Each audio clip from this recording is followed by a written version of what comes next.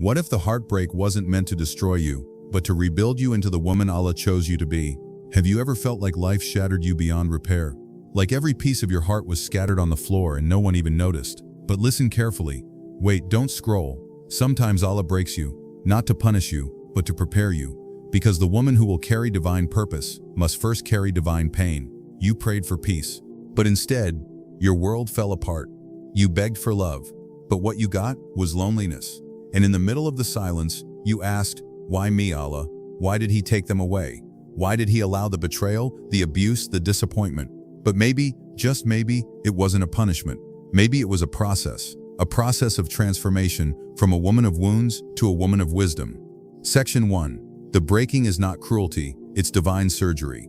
Think of the moments in your life when everything seemed to collapse, when it felt like Allah had turned His face away, when the prayers were met with silence and your heart was too exhausted to even ask anymore. But what if the breaking wasn't cruelty? What if it was divine surgery? Look at the story of Prophet Yusuf Asay, thrown into a well by his own brothers, sold as a slave, wrongfully imprisoned for years, isolated, betrayed, forgotten. But what was Allah doing behind the weak scenes? He wasn't punishing him, He was preparing him.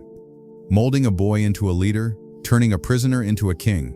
Now look at your own life, the heartbreak that shattered you, the loss that felt like it hollowed out your soul, the nights you cried alone thinking, "Why me?" Could it be that Allah is not breaking you to destroy you, but to reshape you? Like a surgeon who must cut deep to remove what's harmful, Allah sometimes breaks us down to rebuild us better, stronger, pure, more aligned with what He has written for us.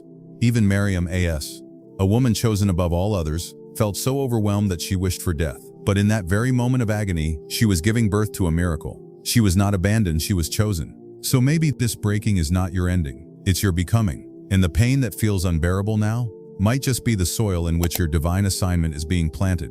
Let it grow. Let Allah finish the surgery. Because when He heals, He doesn't just fix you, He transforms you. Section 2. Your rejection was your redirection. Maybe He stopped calling. Maybe they changed overnight. And the ones you thought would stay forever walked away without warning. You sat there, confused, questioning everything. Was I not good enough? Did I do something wrong? You replayed every conversation, you begged for clarity, you longed for closure. But what if their rejection was actually your protection? What if Allah closed that door not to punish you, but to redirect you towards something your heart couldn't yet understand? Remember, you can be a beautiful soul and still be too much for someone with no capacity to hold your depth. You can pour love, patience, loyalty, and still be left behind. But Allah sees what you don't. He hears the conversations behind closed doors. He knows the future you're being protected from. So when someone exits your life, don't always see it as a loss. Sometimes it's a divine edit, a quiet rescue, a reroute towards something greater. And you don't need their apology to heal. You don't need their explanation to move forward, because Allah's plan is not dependent on their regret. Let go of the people who were never meant to stay.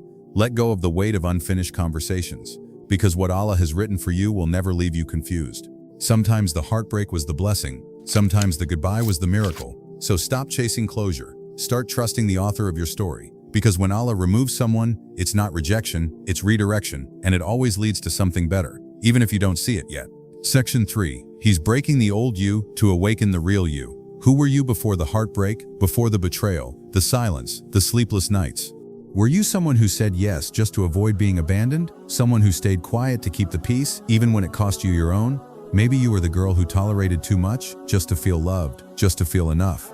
But pain has a way of waking you up, of showing you all the places where you gave too much, hoped too much, settled too much, for people who were never meant to hold your heart. So what if Allah let it fall apart? Not to shame you, but to free you, because sometimes the version of you that the world clapped for isn't the version Allah wants to carry His purpose.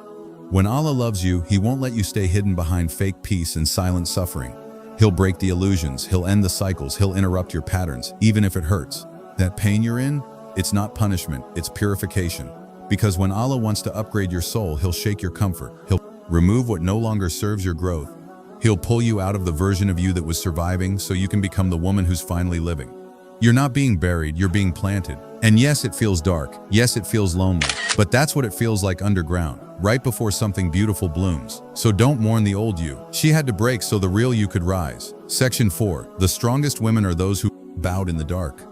If you've ever cried alone in the middle of the night, face pressed to the prayer mat, tears falling faster than words, then you already know a strength this world can't measure. Because the strongest women aren't the loudest. They're not the ones who post their pain or prove their power. They're the ones who quietly bow in the dark, when no one sees them but Allah. They whisper broken du'as between Bradakens for Tenawo, Rabakens for Kenawald and Erbaust, sobs, asking for healing. Even when their heart feels like it's bleeding. And do you know what that makes you? Chosen. Allah doesn't test you because He forgot you. He tests you because He remembers you, because He knows what's inside you, even when you don't. Indeed, with hardship there is ease. Surah Ashar 94:6. But ease isn't always a solution.